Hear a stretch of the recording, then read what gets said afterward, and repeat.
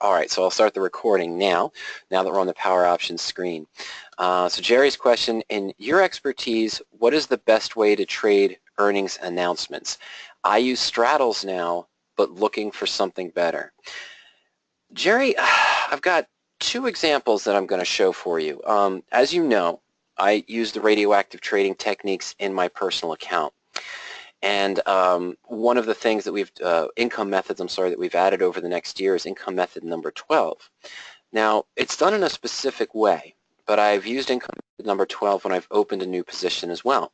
One of them today was Foot Locker, which was opened on May 5th. Okay, so what I'm going to do is I'm going to go back using our historical chain and, of course, the profit and loss chart. But I'm going to write down the numbers on the historical chain that I need to compare the Foot Locker position as a married put that I did, a straddle position that you might have done, potentially. And Jerry, just as a curiosity, as a follow-up, let me know what type of, what time frame do you usually look for in your straddles, Jerry? Do you go maybe 3 months out, maybe 4 months out? I'm actually going to use June and January as two comparisons, and I'll show you why. So I'm going to write down that information. But here's what we're going to show you. Let's just get this going first here. Let me clear this out. I'm going to go to other strategies first, ladies and gentlemen.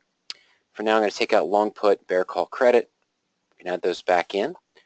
I'm going to add in a long straddle and a long strangle very quickly. So for those of you that are new to options, what are we talking about?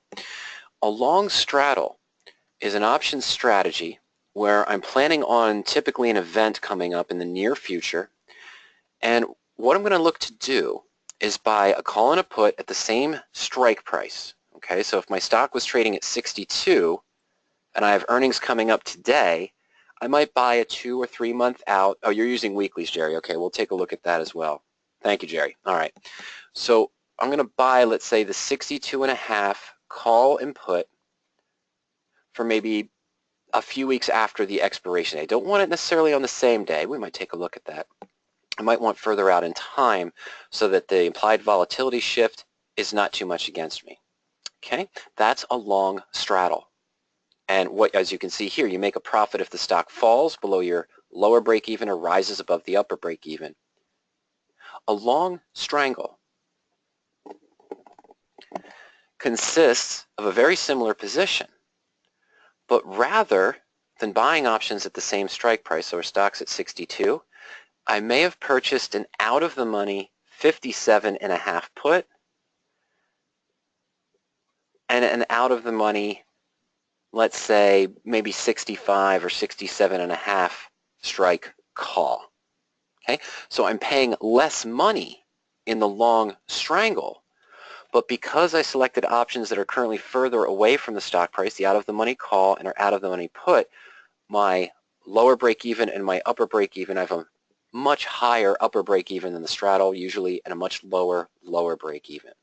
Okay, so that being said, we're going to take a look at an example. There's two examples we could use. We could use deer, and we could use let's see here. We could use deer, or we're going to use Foot Locker just because that's my position there. All right.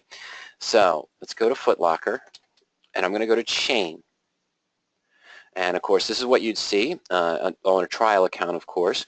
But I also have the ability to go back about 3 months on the historical data. So I'm going to go to May 5th. That was the date I opened my married put position on Foot Locker. Let's go ahead and get chain. Now, we're going to focus on two things. I'm going to focus on a straddle and strangle for May 20th, expiration today. Okay, so that would be considered weekly. We'd have to go to May 20th because the earnings came out this morning. So even though Jerry says he's doing weeklies, if I'm opening it on May 5th, I wouldn't have gone to May 13th because the event's coming out on the 20th. Okay? All right, so the stock was at 60.42. I actually got into the stock at 60.60. And let's see, if I was doing the straddle, I would have bought the 60 strike call and the 60 strike put for May 20th expiration. And based on midpoint prices, we're going to call this 175 for the 60 put on May 20th. And we're also going to call this 215 midpoint price for the 60 call. Okay, now I'm just going to open a separate tab here as I'm going to keep the chain open for the time being. And what we're going to do is just go into the portfolio. Let's create this new portfolio here. I'm going to go into our portfolio. Let's go into Setup. And we're just going to call it Testing Straddles. Testing Earnings, let's call it that way. Okay. And I'm going to put in a cost base of just about $25,000. Copy that over. And then we'll set our target date as starting basis of May 5th. All right. So position number 1 that we entered was going to be the long straddle. In the long straddle, we are going to buy, let's just use one contract to keep the math simple. So we were going to buy a 60 strike call. Is that correct? Yeah, the stock was a 60.42. So we're going to buy the 60 strike call, one contract on May 5th.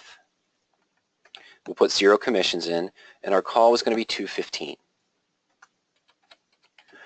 We're also going to buy the May 60 put. 0 commission, 540, but our cost basis would have been 175 on May 5th, and I'll just put 60.60 here, time of the trade. Let me change the date. Doesn't need to change the date, but let's just keep things simple. All right. So let's go ahead and submit that. All right. Now, as you can see, Foot Locker was trading up at about 58.40 yesterday. It closed today at 54.77, so at a drop of $3.78, roughly about, I believe, 5% or so, 6%. Oh, 6 or 7%, my apologies. Okay. So at the end of the day, we knew that we paid almost an even $4 to get into the straddle, $2.15, almost. All right, and then the $1.75. So our cost basis would have been $3.90 into the position. Based on today's closing prices, we would have had different prices during the day. We have to keep this a fair comparison. So the straddle would have closed. We could have sold to close the put at 520. The call would have expired. We might have gotten 5 cents for it. So let's call it 523 liquidation value. So we made a profit of about 34%. So that's $133 just with one contract, or 34% of what we invested into the position. Okay, now for those of you that are curious, let me just go ahead and go to the profit and loss chart. So this is the position I would have entered on May 5th. The maximum loss is if the stock was trading right at 60. Both the call and the put would have expired worthless or right at it, if it was assuming right at 60. And we would have had the max loss of $3.90, what we invested in the position. But as we saw, with the decline of about 7%, we have $133 profit because we were able to close at 503. So that puts us at 134. A profit of 133, I'm sorry, 34% profit. Okay? All right, so let's go back to the option chain for our historical view on May 5th. And we're going to use those strikes that I used before. With the stock right at 60, let's just go, I want to go that far? I don't think I do. Let's go 2.5 up and 2.5 down. Okay, so on the strangle, I would have probably purchased the 62.5 call for May, and that would have been right at $1 at midpoint. And then the 57.5 put, which would have been trading at around 80 cents. So right away, I have less money invested in the position. Okay, the cheaper cost. Let's add that to the portfolio as our long strangle. Okay, let me just make sure I got that right. Yeah, the 57.5 put at 80, good. 62.5 call at $1, good. All right, so let's put that in the portfolio one more time. 21st. Let's see here, 52.5 call. I'm sorry, I wanted the 62.5 call. That's right. One contract, $1. Again on 5.5. Okay, and then the put we would have purchased would have been the 57.5 at 80.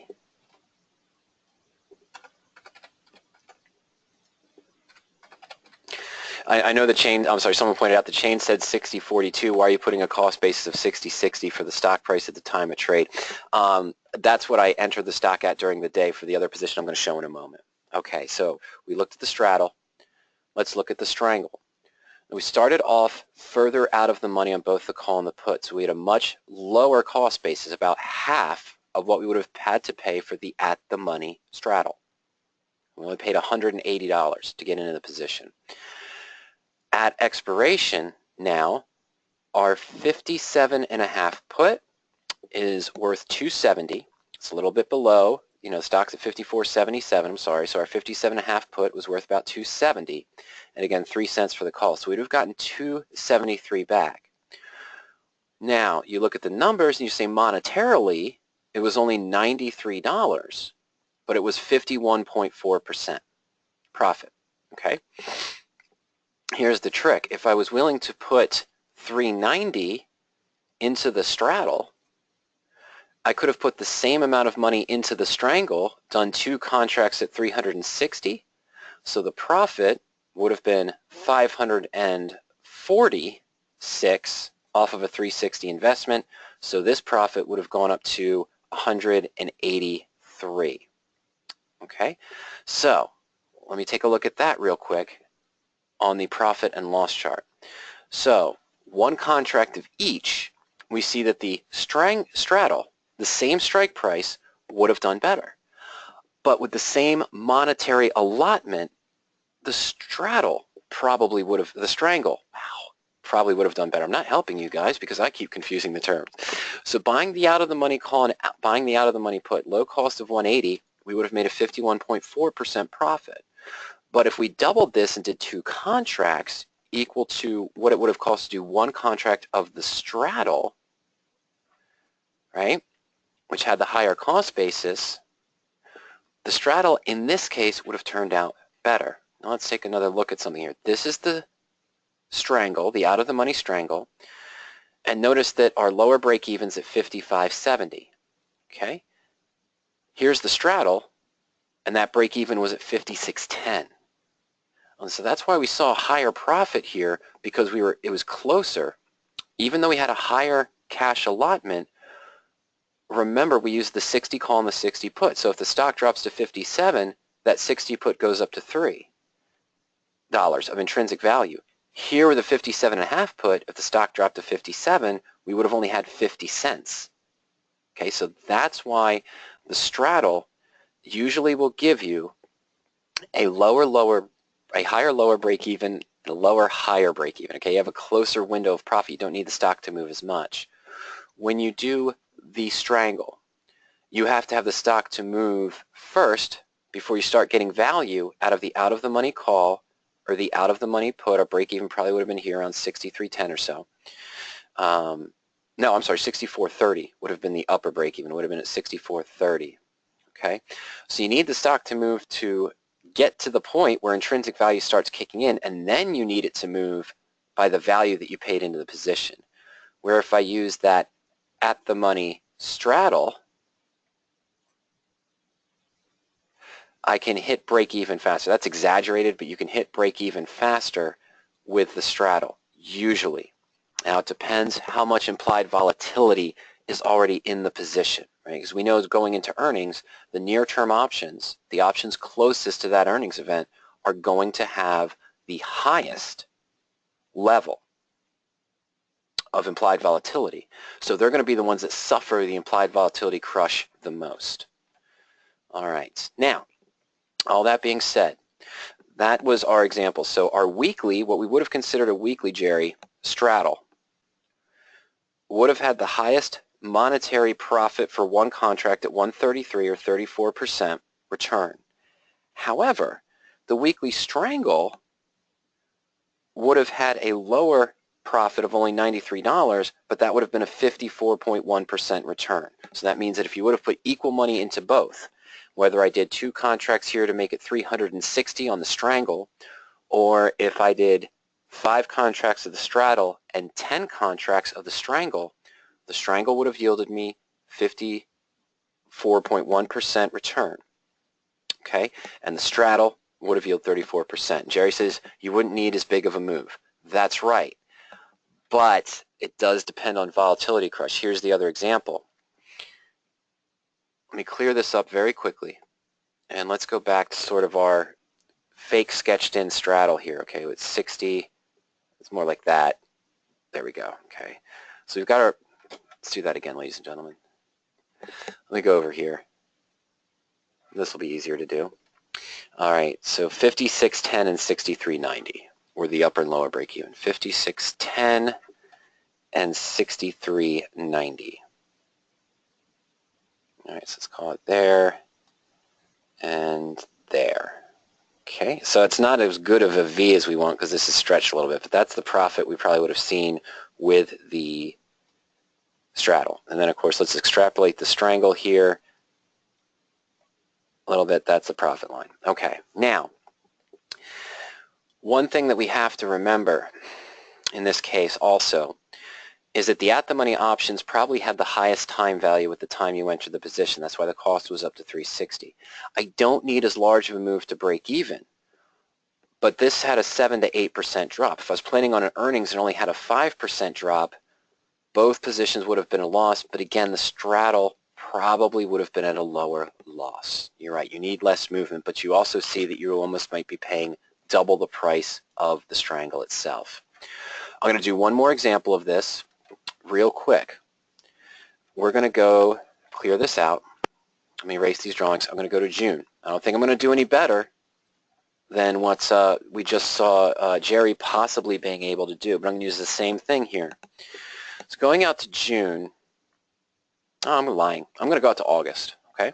Going out to August, 106 days away, which means I probably would even cross another earnings if I decide to stay in the position. But following the same pattern, the straddle would have been about 390 for the August. So we're talking about a very high time value, very high cost basis, and 360 for the 60 put. The strangle would have been 250 roughly for the 57.5 put, and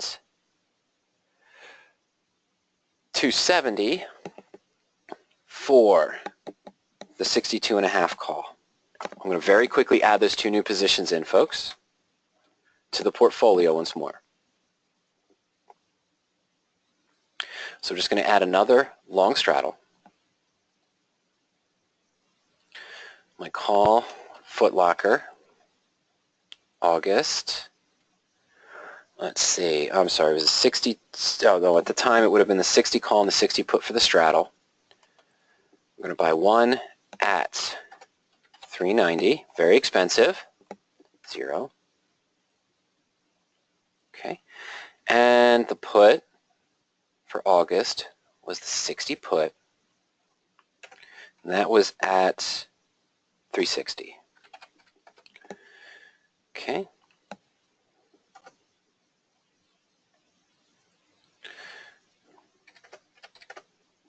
All right, let me go ahead and submit that. Good, so there's our August straddle. Total invested, 390 for the 60 call, 360 for the 60 put, 750 total cost, liquidation value now at 805. Why? Because the call dropped so much down to 140, the put to gain to 665. Okay, so we didn't get a lot of value out of this, only $55, which is even less of the near-term strangle. All right. Do I think I'm going to do any better with the strangle? No, I don't think I am. Let's go ahead and take a look. Let's do the long strangle. And again, August expiration, the call, we are going to do the 62.5 call, 270. Nope. No, that's right, I'm sorry. One contract to that, 0. See, here is at 270, so it's a lower cost. And the 57.5 put.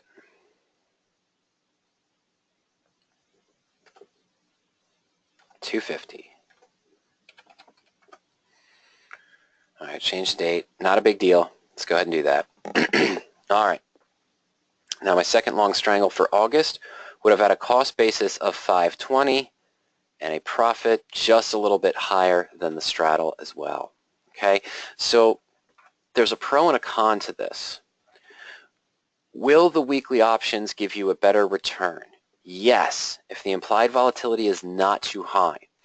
If the IV of these options was higher, and at the time I entered the May 20th straddle or strangle, if the implied volatility would have been around 0.4 or 0.5, maybe even 0.6 or higher. I know actually that at the time it was only around 0.29 or 0.2 or 0.30. But if it was a 0.5 or 0.6, I might have paid $3 for this call and maybe $2.75 for this put, which meant that wouldn't have a big gain at all. In fact, I probably would have been at just break even with only the 7% move if there was a big enough volatility crush. Okay. The same thing with the strangle. So, Jerry, do I think you're doing the right thing? I do. Shorter time frame means less costs. Yes, if you get the large move, a shorter term straddle or a shorter term strangle, we can already see it here. And this is only with a 7% move or so. Okay, this isn't a 20 or 30% move. All right, but naturally if we had a 30% move, you just have to keep into account what you invested in the position. Okay, as we see here, yes, the strangle is going to give you more profit if you have a reasonable move on the position, percentage-wise. I could double this and invested 360. We would have made 186. Would have done better than the straddle. Okay, and that's right. And so that's one thing to consider. Compare the two side by side, and then of course you can use the custom spread tool to run your projections. What would the stock be trading? What would my position theoretically be priced at if the stock was trading an X or Y on a given date? You'd be able to see that to compare the two. But it's only a fair comparison if you put the same moneyness in. I can say, oh, this is half the cost, so I should get double the return. Well, it depends on the movement. It depends on the implied volatility. The only way that the long straddle or the long strangle going further out in time works to your benefit is if there is a significant move.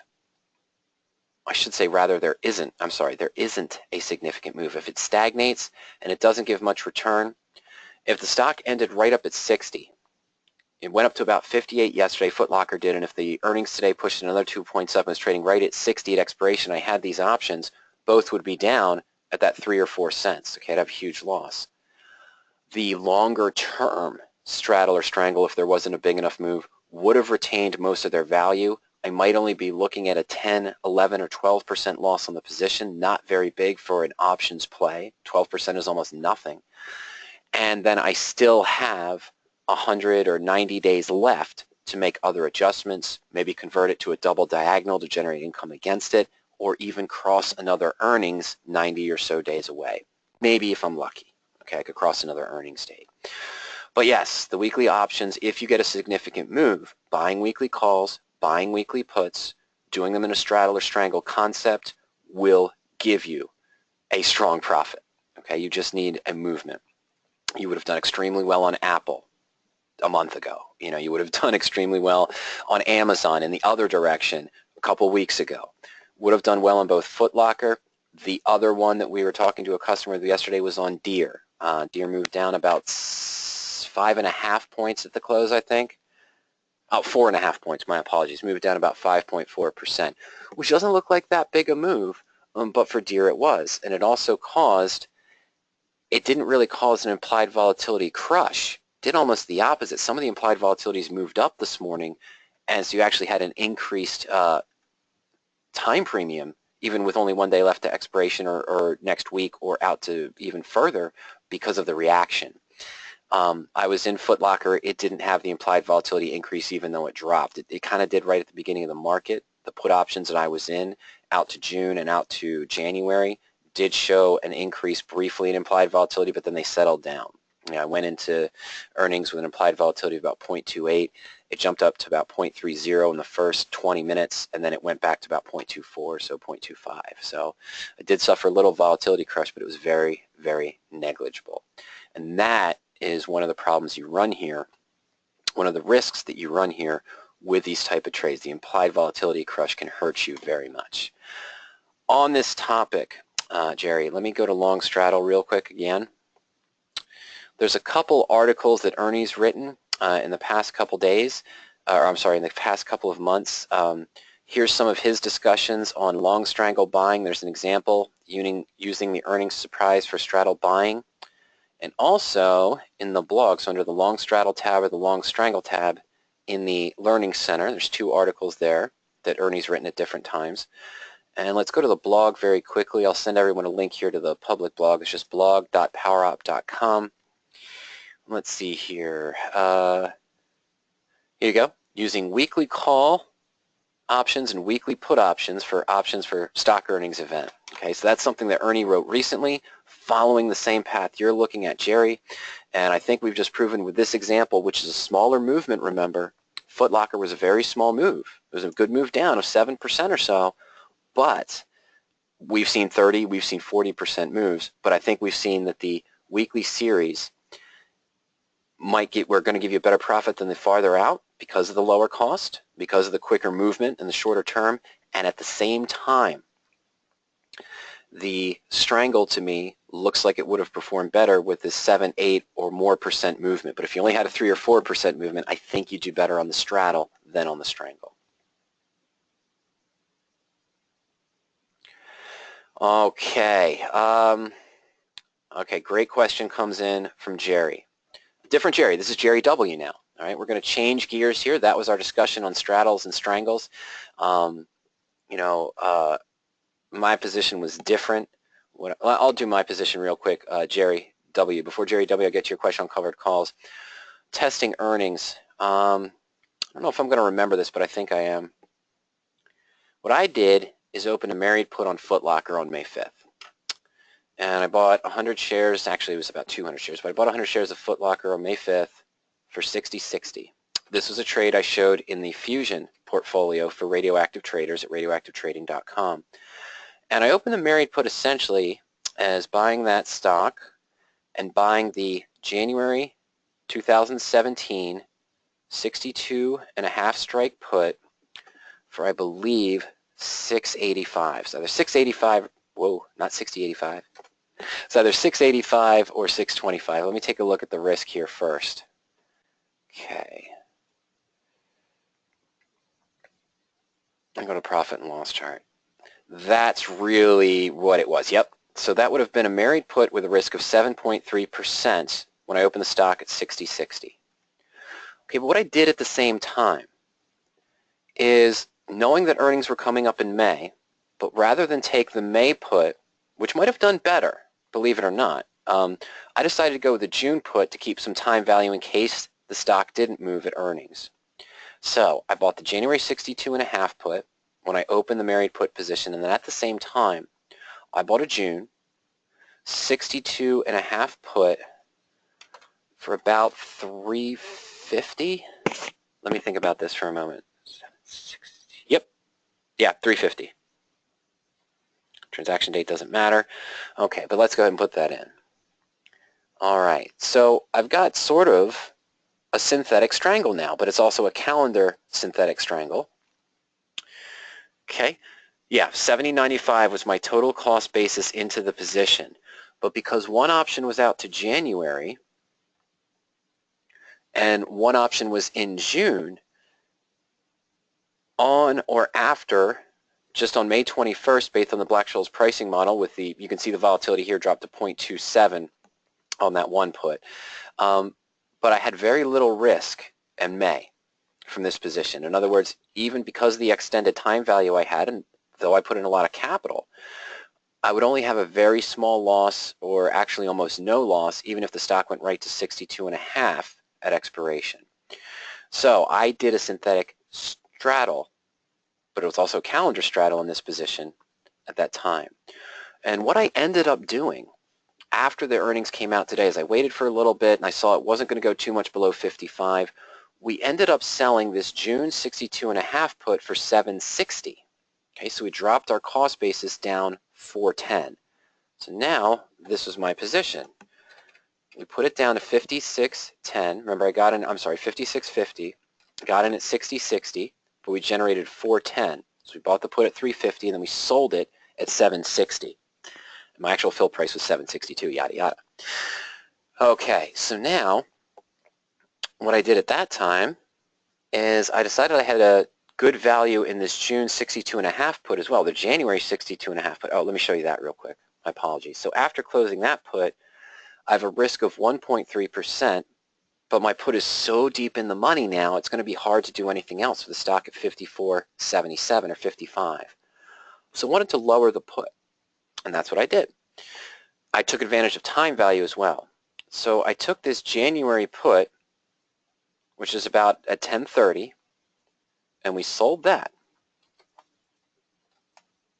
Oops, sorry folks, 10:30. So this gives me another, $250 credit or so against this position. So now essentially I'm in a long stock with a cost basis of 53.05 that I originally purchased at 60.60 but is now trading at 54.77. And after I sold this for 10.30, so let me put my cost basis there for the stock at 53.05 after the 2 put adjustments.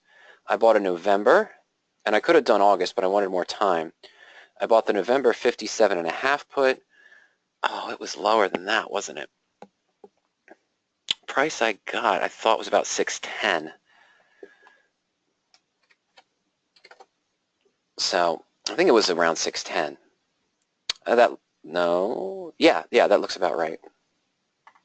Okay, so now I've got a put option that's out to November, 180 days out in time.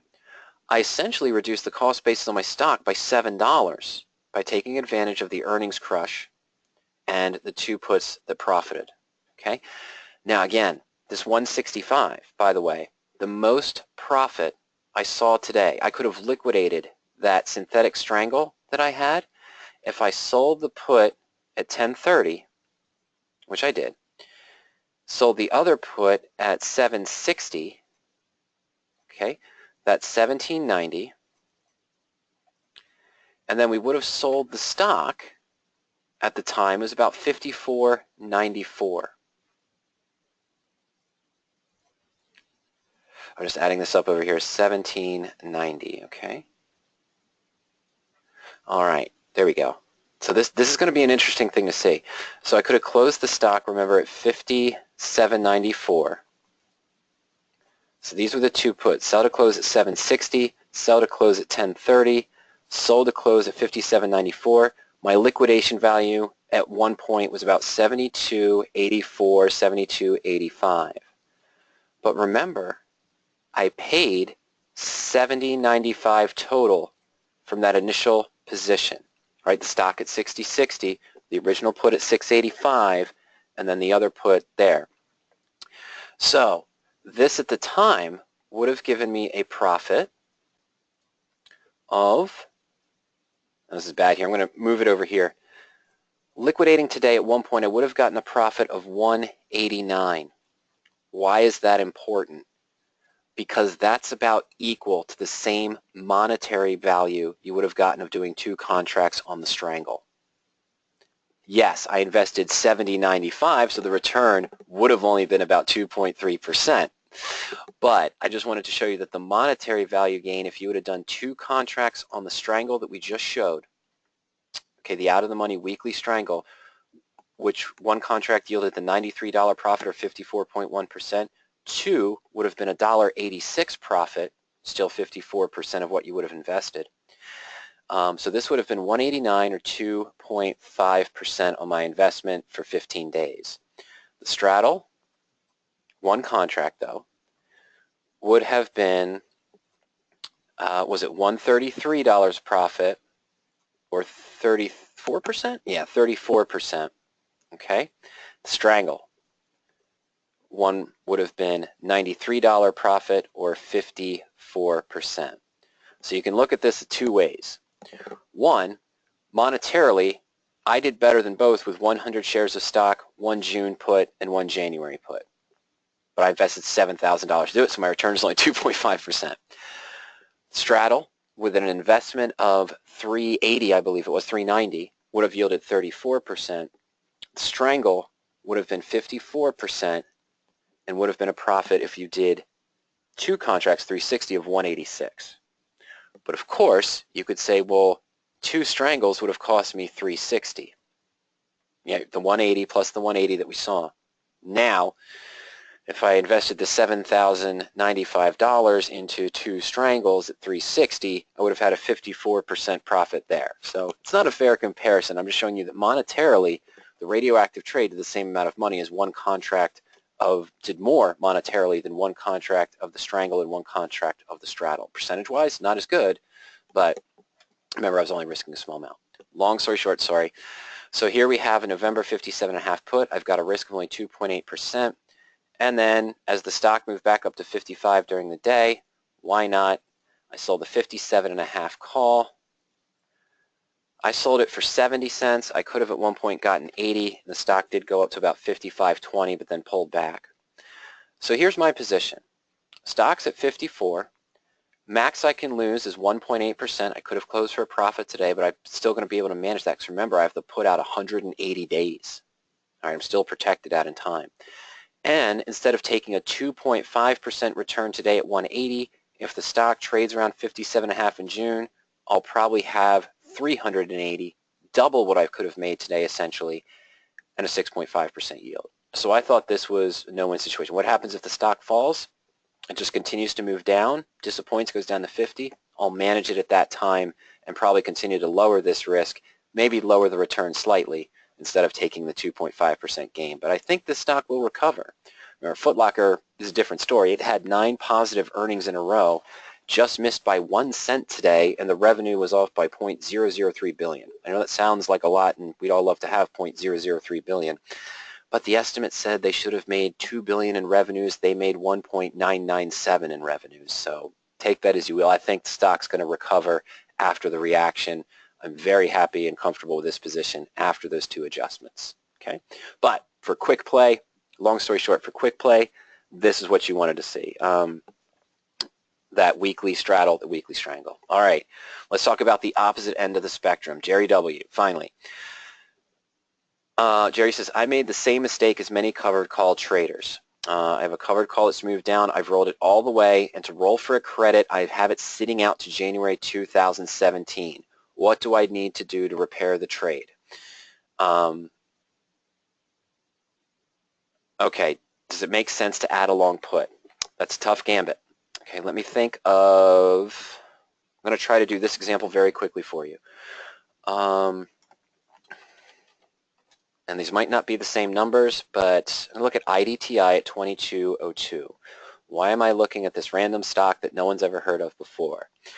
It's because it was trading around $30 in December, and it just declined and then gapped down. It was trading at 18, and then it kind of moved back up. All right, so why am I looking at this stock? It's because what I want to do is go back to December here. I can't go back that far. Let's go back to March as far as I can, March 21st. No, it'll still work. Let's go back to March 21st. The stock was in this $20 range. 2028, the in-the-money call, let me change this to just the call chain. I want to show you why. The in-the-money call is giving a time value 25 days out. I'm sorry. That's high, 2.6%, 1.7%. We're going to be nice and say 2%, okay? And that's, of course, 2% at this time. Between the two, we're talking about probably 65 cents. Okay, so maybe 65 cents per month, okay? So if I open this in December, here we are 5 months later, or a little bit later. Let's say, let's go back to the chart real quick. Let's say I did enter it at the peak, which I did. I feel shame in that. No, I entered it at 28, that's right. So let's say I entered the stock here in December at 28, sold a call, gained 60 cents, that 2% or so. And then the stock fell again. Let me check that real quick. Just heard a glitch there, okay. All right, sorry about that, folks. Yeah, it's about 55 cents. So we're going to call it 55 cents here. It would be about 2%. So got in the stock at 28, sold a 1 month out call, maybe the 29 for 55 cents, and the stock fell. Okay, so right here we get 55 cents. Would have sold another call here for probably less, about 50 cents, and that would have expired. Then I probably would have sold the 26 call here for about another 50 cents. So anyone's keeping track, that's about $1.55 in premium on a cost basis of $28. And then the stock plummets. Okay, so we're down to 18. I probably wouldn't have sold the 20 call at that time because I didn't want to risk this happening. Maybe you did, and with the stock down below 18, you probably would have only gotten 30 cents or 20 cents or so. And then it starts hanging here, so you're selling the 21 call for another 50 cents. Ignore that large spike. But then you've got to say you're still not making money, so you're probably going to roll out to the 22. On this date and time, mid-April, we'll just call it this little spike here in mid-April. We'll call it the 22 call. Okay? What did I just do? I know it's kind of complicated because I'm just showing this on the fly as quickly as I can. But what I want to do is let's go up to the top here. Let's clear everything out. And I'll go IDTI. I'm going to add a stock in, and originally my cost basis, 100 shares, doesn't matter the date, would have been around 28, let's call it 28.20. Okay?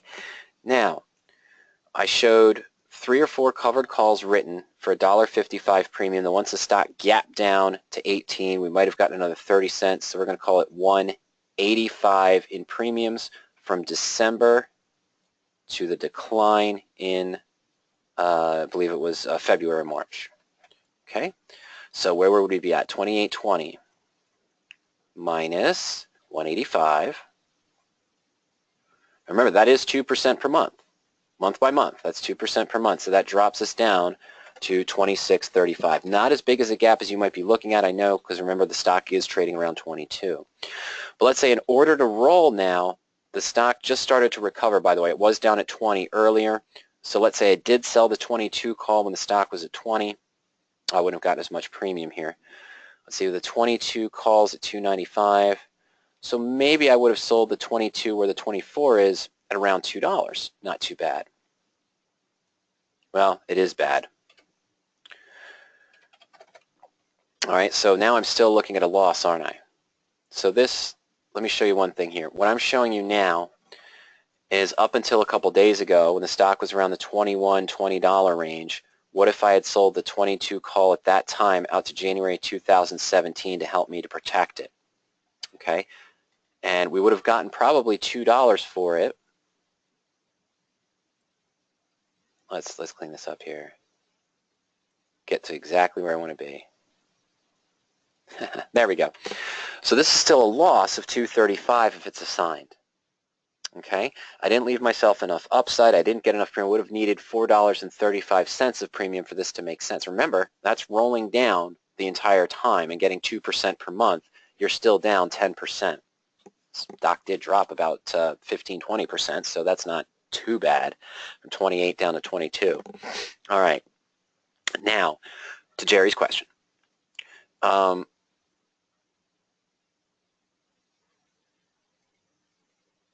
All right, sorry folks, let me see this again. So I've rolled it all the way down. We're holding a call to 2017. This might be my position.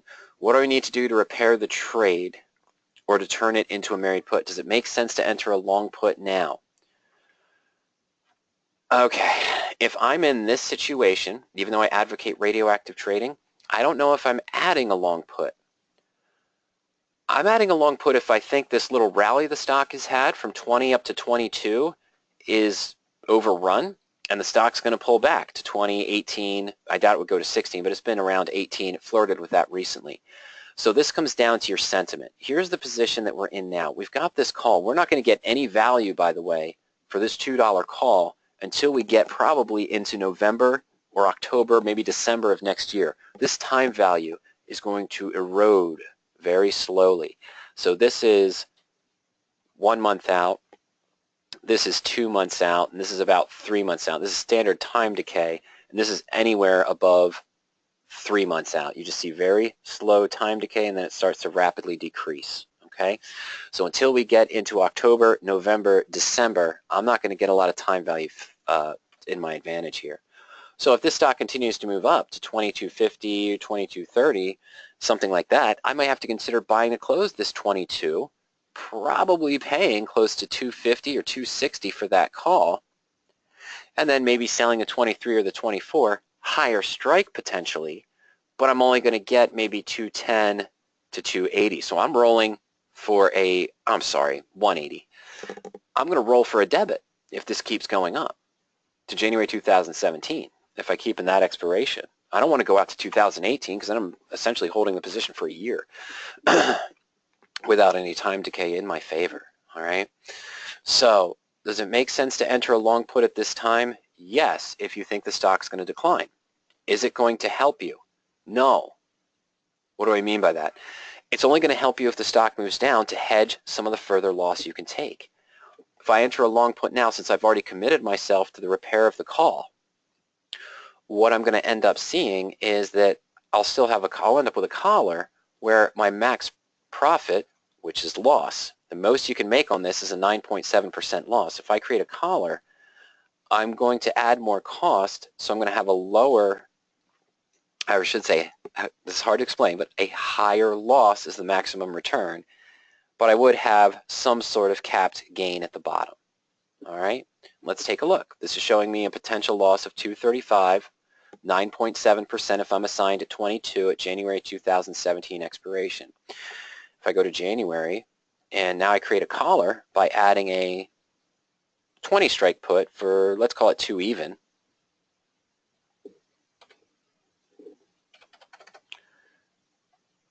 All right.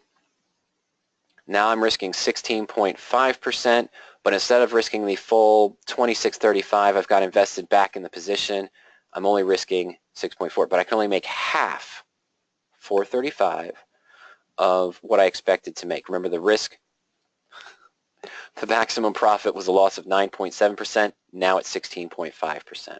Okay, the married put, adding a married put works best if the stock has moved up to lock in a gain, or if you're fearful of a continuing decline in the position. Here's my advice to you, Jerry. What I would suggest is simulate what your cost per share on your stock would be if you bought to close the call now. So I put in a cost selling that call of about $2.20, right? Was it $2 even? It was $2 even. So if I went to buy it back now, I'd probably pay $2.95 or $3. I'm going to call it $3. Okay, so that's going to add another dollar back into my cost basis. Oh, sorry, it's not going to show that, but my cost base is going to be $27.35. Now what I'm going to do is I'm going to follow the steps. IDTI, let me just write this down, IDTI at $27.35. And remember, folks, that's after rolling down month by month by month by month with a covered call and generating roughly 2%. And then having that big decline and then selling something that was very far out in January at a $2 or $3 premium. Okay, it was still underwater. That's the concern with covered calls trading. All right, so in the options concepts, this recent one we did,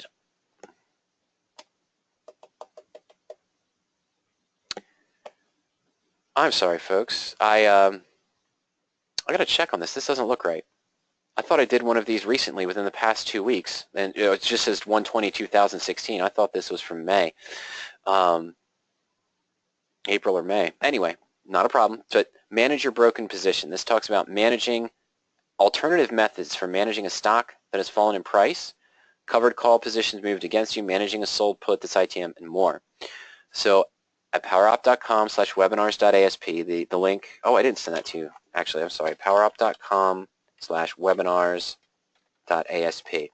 I sent you the link to the blog.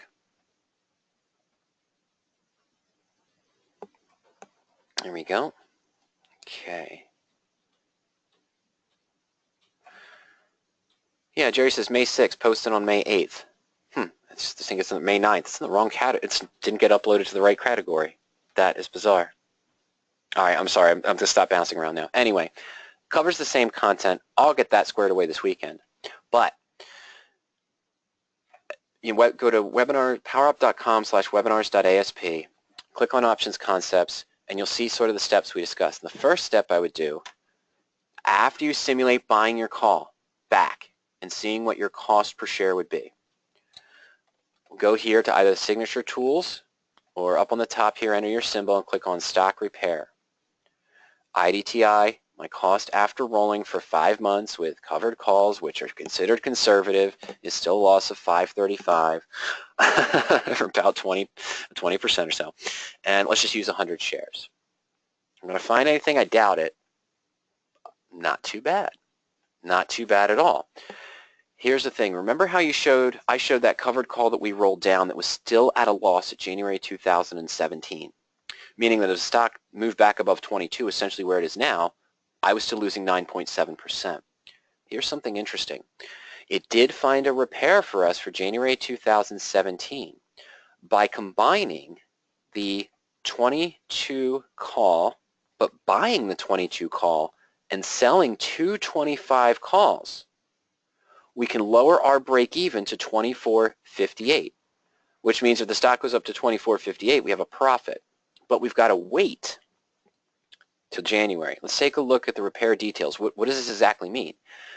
I could buy one January 22 call now for $3. I would sell twice as many. I'd sell two January 25 calls at 160. Is this a ratio call spread? Yes. Does it take on infinite risk? No. One of my short calls is covered by my 100 shares of stock. The other is covered by the 22 call I just purchased. So we get 20 cents. Knocks my cost basis down to 27.15. We get that up front. Not fantastic. Not the call premium everyone loves to see. That's $2 out in time. But at January, expiration happens where you wouldn't see most of your time value decay in your favor until then anyway. If the stock's at 24.58, not 27.15, which is our cost basis, still more than 10% below based on the stock price, or close to it. All right, it's about 250, so close to about 10%. We'd have a loss of 277 on our stock. But the 22 call that we bought, that remember we were paid to own, is going to be worth 258. And we keep the 20-cent net credit. So with only the stock going to 24.58, we've got 278 in value from the 20-cent net credit we received today, the $2.58 intrinsic value of just the call, counters that loss of 277 of the stock. We're at break even. If the stock goes to 25, we could make 85 cents on the position. Okay, now it's great to see things graphically. It's better to see them numerically. Just wanted to explain that breakdown. So now that I see that potential repair, I'll click on Analyze Trade. All right, and here we go. Buy one at $3, sell two at 160, and you might even get better with some bid-ask movement there. So now we see that the stock's way down here. But if my expectation is going to recover, especially all the way out to January, then if it does go above 25, I'm going to make $85 profit. Now Jerry says, thank you for the repair demonstration. You're welcome, but what does this not do? Okay, this gets you back to break even faster. I only need the stock to go back to 24.58, nowhere, well, still 10% less than the $27.35 cost basis, or 25.15, I have in the stock. This only works if you expect the stock to recover. If the stock stagnates or moves down, you didn't do anything to address the downside. And remember, if it still kind of moves down or stagnates, you only generated 20 cents of credit against your cost basis. That's where I'm getting that 27.15.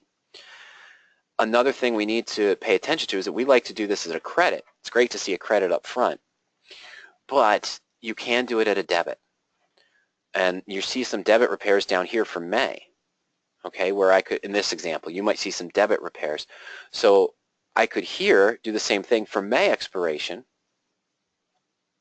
Oh, maybe I'm wrong. Let me just take a look here. Oh yeah, I'm sorry. Okay, they haven't cleared out of the system. We can't do that. My apologies. That was for, oh shoot, sorry folks. So let's get back to where I was.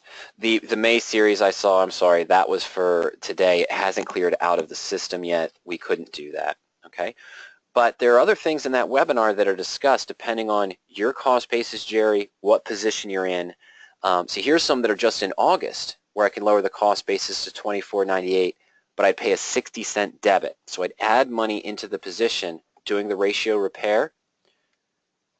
Let's take a look at that profit and loss chart. It's a similar thing for August, but because I'm only getting 65 cents for the 25 calls and I'm paying 190, I'm getting 130 and I'm paying 190, so I have a 60-cent debit, which adds to my cost basis.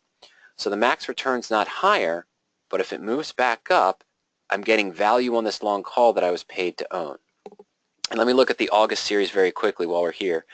Okay, so you're not going to get much break. You might get 70 cents here for selling the 25s. You might only pay 180, 185 instead of 190, but still a little bit better, but not a lot. So there's not much for the max profit here, but if it does move back up, you of course get back to break even a little bit faster. You lower the cost base. But this is August instead of the January, so it's still a decent position. Now, that didn't address the downside. Other things you might want to consider, again, depending on your cost basis, how many shares you have, if I average down now, bought another 100 shares at 22, I could cut my cost basis here down to probably about, somewhere, I'm sorry folks, somewhere within that $25 range, $24.50, $25, and I'd probably find better repairs. So if I average down, bought another 100 shares at $22, where it is today, my average cost basis would be around $24.50, $24.60. And if I put that into the repair tool, after averaging down, we go to $24.65, let's say, with 100 shares. I'll have credit repairs for August, November, January, and more.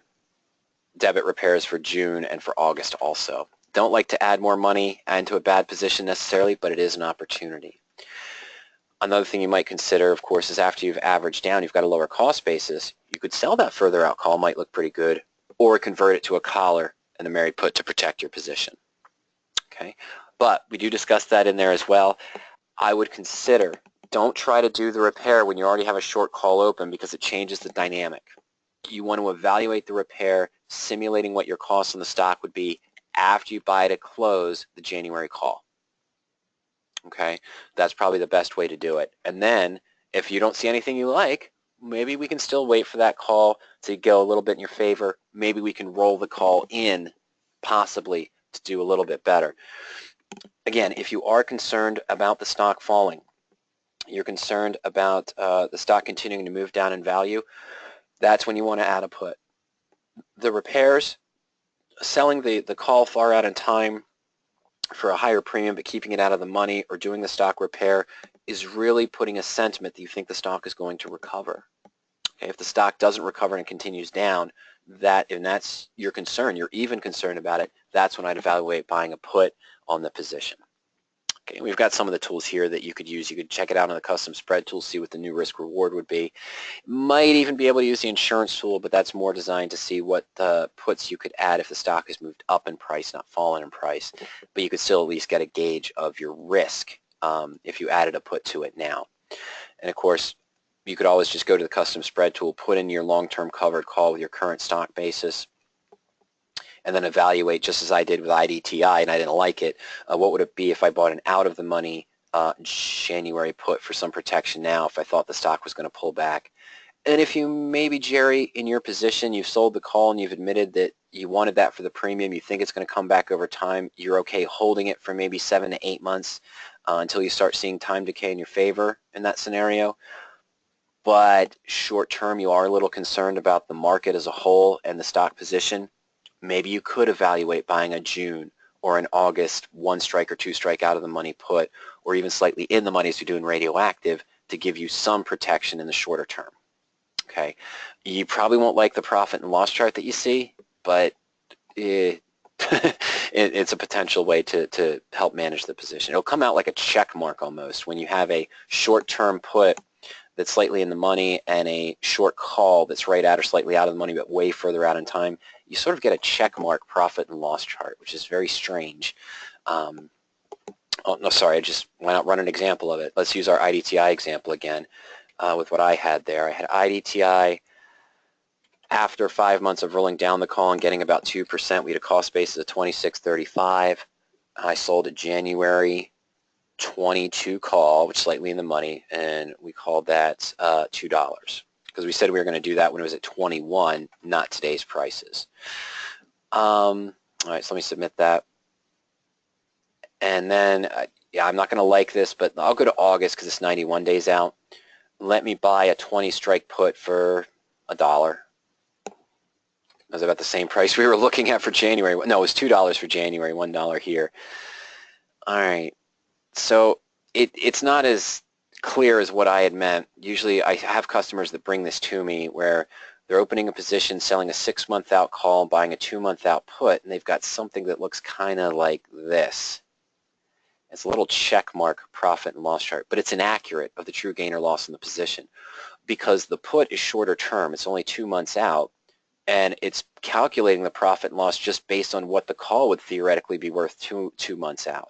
It's not taking into account what could happen after this put goes away if the stock falls. It's just showing you at June expiration what could happen. Here we kind of have that check mark, but it's still relatively ugly. We did lower the downside risk to only 26.5%. Instead of 100% of our investment. But remember, we had a loss of 9.7% on the initial long-term covered call trying to repair it. The collar we did had a gain of 16.7% or 16.5% as the best scenario if the stock was above 22, with still a lower loss there, about 18%. And this one here puts us at a loss of about 13% if the stock is above 22 at that time. Okay. Okay. Oh, Jerry says it's Nike. I can't give any trading advice, but remember what I did with Foot Locker today? You know, I showed that I had that synthetic straddle in there. But I bought the married put, but then I bought the shorter term put for June in preparation for the earnings. Well, yeah, you've got earnings coming out on 6/23. I thought it was closer than that. I saw an article related to it because, you know, someone said that now that Foot Locker missed earnings, what should Nike expect? I thought it was coming up within the next week or two, not a full month away. But in any case, the trick with that is that if the Nike starts to recover and is near your short call strike price or maybe even a little above it as you're getting a week or two to the earnings, you got to be careful with that. Because if it does gap up, if Nike does outperform what other retailers have been doing essentially, and it has the winner, let's say you're holding, right, Nike's at 56.48. Let's say I did a 57.5 call far out in time. And over the next month, the stock goes up to $57.80, $58 per share, and I've got earnings a week away. I'll be really tempted, and it might hurt my position more, but I'm going to be really tempted to roll that to the 60 call. Because if it does gap up 10%, the stock at 58, and it goes to $63, $64 per share because of positive earnings and a 10% gain, I'm going to end up paying $12 to buy that 60 call back. Maybe, well, not that much. Okay, maybe $9, maybe $8 to buy that back. And that's going to hurt either way. And you're just going to add more cost into it. But see where it stands, Jerry? Maybe check back with me in a couple weeks. Let me know what you do. Check back with us on one of our Friday sessions in a couple weeks. And maybe we'll take a look here. And as we get close to that 6/23 earnings, it's unconfirmed, so it might be 6/27, it might be 6/20, it might be 6/18. We'll take a look at that as well. Okay? All right. Okay. All right, real quick here, we're at 5:38, but Dan just asked the last question. I'm going to use this as the last question from Dan. Okay, he said he had a credit spread on X, and the stock dropped today. It's at 1336. So I'm going to assume that you were in the either the 1350 or the 14 strike. You probably did a bull put. Don't know the specifics. It's okay. I don't need to know them right now. But let's say we're going to keep a $1 strike. Let's say I did the 1350 spread to the, and whoa, sorry, how far did the stock fall today? 10 cents. Okay. Let's say I did the 1350 put to the 1250 put. Let's say I entered it last week. 20th, I'm sorry, that was 13th. Yeah, Friday the 13th, when my webinar didn't work. Half of you were here for that. I'm going to use a bull put. I'm going to sell the 1350 at 40 cents, to keep the math simple. Buy the 1250 at 15 cents. Very simple math. Love it. For midpoint prices. Okay, let's go to custom spread. So last week, I would have entered today's spread on Xerox, selling the 1350 put, buying the 1250. Sell one, buy one. 40 cents on the sell side, 15 cents on the buy side. All right, so here a week ago might have been a plausible bull put. $25 max return, about 33% on a risk of 75, or you could say 25% if you have the full margin. Now, when I enter a bull put or bear call credit spread, I know there's three outcomes. I just wrote a blog on this. The very first blog that's there is what are the three outcomes? Well, it stays above, I make the max profit. It drops below, I take the max loss. It's in between, we have some loss. That's very basic. Everyone knows that, I know. The key is what to do when this happens. All right. I'm going to point you somewhere else. I'm going to go very briefly through this because we're already at 5:40, Dan. But I apologize. I'm going to show you where you need to go to get full information on this. No problem. But first, when I open a position, I always have a trigger point. And my trigger point is usually within 1% of my short put strike price. So I sold the 1350. The 1% value, of course, of that would be about, 13 cents or so. So when the stock dropped to about 1365, 1370, I would have considered adjusting this position. Now, that's the key. That's a trigger point. Or if I opened a bull put on X because it was above the 20-day moving average, and during that time the stock fell below its 20-day moving average, any criteria, technical criteria you would have used to get into a bull put or a bear call, when it goes against you, that's when you have to consider. So if I open a bull put where the stock is above the 20-day moving average or the 50-day moving average, where it's at within 40% or 50%, I'm sorry, it says up near its upper Bollinger Band. Well, if it starts to pull back from that, drops below the 20-day, drops below the Bollinger Band too much, that's a trigger for me. If you enter this position because you have a rule to enter credit spreads where the delta on your short option has to be 0.3 or less, meaning a probability of 70% or higher, and that changes. Delta goes up to 0.4 or 0.35 even. That might be a trigger for you. So anything you use to get into the position is what you want to use for a trigger. I just use the stock price 1%. That being said, ladies and gentlemen, had I opened this position on May 13th for today's expiration, being a weekly series, I want to give myself more room. So my mental stop, instead of being 1%, probably would have been around 0.5% or so. If the stock reached within 0.5%, what I'm really saying here is I don't want to let the short put go in the money. I don't want the stock to drop below it if I can help it. All right.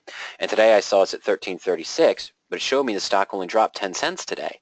So that means yesterday it was at 1346, and the day before it might have been at 1366. So probably I would have closed it or looked to adjust when it's 1366. What are your chances? I'm going to review them real quick, and then I'm going to point you to the webinar that explains exactly what to do for a bull put credit spread. I hope you're in a bull put, Dan, or if it's a bull call, it's the same thing. Similar adjustments. Number one, what am I going to do with this position if the stock hits my target point or I have to manage it? Number one, close the position, take the loss. No one likes to do that, but you know what? If it's there, rather than take the full loss, leave it open, and if the stock plummeted today below 1250 and I take that full loss of 75, I'd rather close it and take a loss of 30 cents or 40 cents than take the full loss. So sometimes it's best just to close the position and try to make it back in other spreads on other stocks that you have a bit stronger sentiment on. Number two, the common thing is close the spread. I'm going to close my May spread for a loss, and I'm going to look to open a June spread. So I might look to open the June 13, June 12 spread, hopefully with enough credit to counter the loss I took on this position, plus give me some profit. So it's closing and rolling down, okay? Rolling down and out to a new spread. This is a very common adjustment. I'm not a fan of it. Why? I was already wrong on the direction of the stock in the first month. If the stock continues to fall down against me, I may have to roll this position at a loss and then this position, which brings me to number three. If your sentiment has changed and you don't want to look for a new stock, this is something an investor has to decide at this point. I'm talking about a bull put spread. You might have a preference to just do bull put spreads because you figure the market's more bullish over time.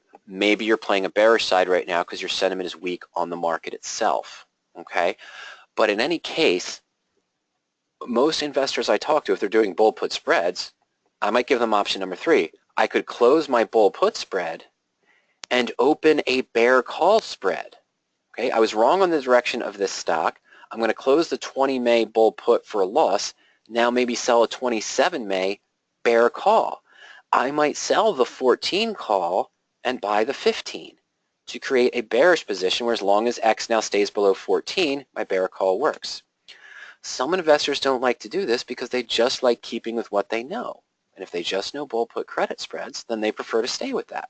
Okay, so that's okay. That's one conversion. If my sentiment has changed and now that I've watched the stock for a week or 2 weeks and I'm comfortable with its movements and I feel now that this is a bearish stock, I might want to close the bullish spread for loss and convert it to a bear spread. If you have enough time, which you don't, right, you let it go in the money today.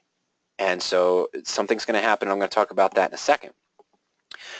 But another option, if you had time, if I still had 7 days left, 10 days left in the spread, but I'm still bearish, my sentiment has changed, I could buy to close the short for a loss. So I'm going to buy to close my 1350 put for a loss and leave the 12.5 open. Now if the stock continues to fall, this might gain in value and I can counter the loss. You notice here when I open this spread, I specifically chose to do the 1350 and the 1250. This offers 50-cent strike differences. I always like to leave one strike between when I do my spreads. The reason why is because, again, if I have time, you know, I could buy to close the short and leave the long open, but if it works out mathematically, I could buy to close my short put, the 13.5, and roll down one strike. So I'm going to buy to close the 1350, if this was for May 27th perhaps, before we, anytime today, and then I'll sell to open, so I've got to buy to close the 1350 and I'll sell to open the 13. So now I have a bull put with a 13 strike, 12.5 strike spread. Depending on what it costs me to close the 13.5 and what I get for the 13, I may not have as much profit as I originally did, but I might still have some profit here and I have lower margin. That's another option. Number 6, again, if you have time, is what we call the pendulum adjustment. I won't get really into that now. It's a way to do with one move, rolling one of the two legs, convert a bearish spread or a bullish, convert a bullish spread here to a bearish spread. I would swing the 1250 out if it worked out mathematically. Sell to close the 1250, buy to close the 1450.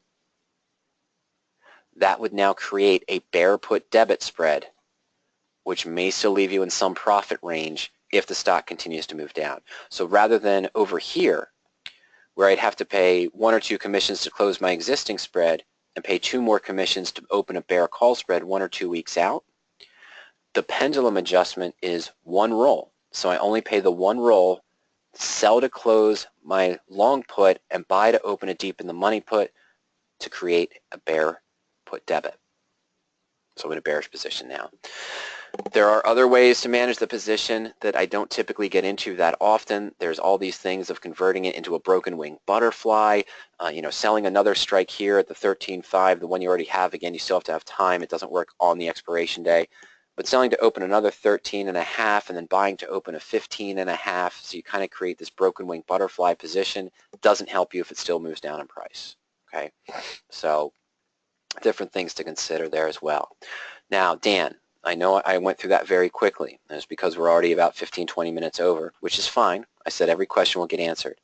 What I want you to do, remember earlier we talked about going into the Manage Your Broken Position webinar. You can view that. But Dan, what you want to do is go into the Option Strategies tab over the weekend. Remember, powerop.com/webinars.asp, the link that's up here on our webinars page. And to see the full breakdown here, hold on, there we go, sorry folks. Down here in the Option Strategies tab of our webinars page, there is a full webinar on managing your bull put credit spreads. 7 ways to manage a bull put, as well as trigger points to use. Similar concepts here to managing your spread position, but this one focused only on bull puts. So I showed you 6 with the pendulum there. There's a 7th adjustment in there as well. These are the ways that we look at to roll a put. I know it seems like a lot, and your natural question is going to be which one is best, and that again depends on the factors. Remember, you mentioned to me that you had the expiration date today. So everything I showed on the left-hand side, buying to close the short and leaving the long open, using the pendulum adjustment to create the bear spread from the bull spread, that only works if you still have time remaining on the position and the stock has hit the trigger point for the credit spread, the bear call or the bull put. If you're the day at expiration, your choices are close it and take the loss, look for new positions on Monday that you have a stronger sentiment on. Close the position and roll out to a lower bull put credit spread. Maybe roll to that 13-12 strike, or maybe the 12.5, 11.5 strike, depending on your expectations and what's available. Third, close your bull put spread in this case, in this example, and open a bear call spread if your sentiment has changed. So the May 27th or the June 3rd expiration, the weekly series, if you can find a credit that would repair that by closing out and then opening the bear call spread at the higher strikes, that might be an opportunity. But now, of course, you could still lose on that bear spread. Don't get me wrong. Okay? If the stock recovers, you could still lose on the bear spread as well. But this is what you want to check out. Check it out this weekend, Dan, and send me an email on Monday or Tuesday after digest that full information on the management techniques of the bull put credit spread, and we can discuss those concepts and those ideas further. All right. Well, good webinar today. I thought it was good. I might have spoken a little fast, and I sort of stepped over myself once or twice there, and I do sincerely apologize for that. When we get into straddles and strangles, sometimes I use the wrong terms, but remember, straddles, same strike prices. Strangles, usually out of the money strike prices. We saw the strangle in our example of a stock falling only 7% or so, higher percentage return on the strangle, using the out of the money call and put the different strikes. Straddle still had a good return, right? It was a higher monetary return for one contract, but the percentage was lower. And then I showed how my synthetic Mary put would have had a higher monetary profit over the straddle and strangle itself, but that was based on an investment of $7,000 as opposed to $180 or $360. All right. Okay, and then of course after that we did discuss the covered call management and showing the repair tool once again, and then we reviewed managing spread positions. All right. Well, we are out of time. If any of you think of any questions later on over the weekend or next week, please feel free to send me an email at any time to support@powerop.com.